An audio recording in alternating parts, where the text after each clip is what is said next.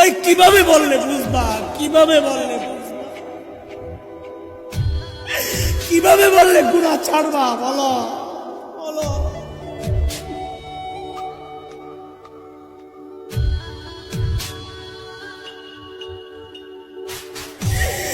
সন্তান চলতেছে জাহান্নামের দিকে, বিবি চলতেছে জাহান্নামের দিকে, আমি চলতেছি জাহান্নামের দিকে, অথচ মালিক ডাকতেছেন, আয় শোন না শোন না শোন, ওয়াল তানজুর নাফসুম মা কদ্দামাত লিগাদ। আমার সামনে তোকে দাঁড়াইতে হবে, দাঁড়াইতে হবে, দাঁড়াইতে হবে। কি নিয়ে আসবি এখন থেকে চিন্তা কর, কি নিয়ে আসবি, কি আছে বুঝি বলেন?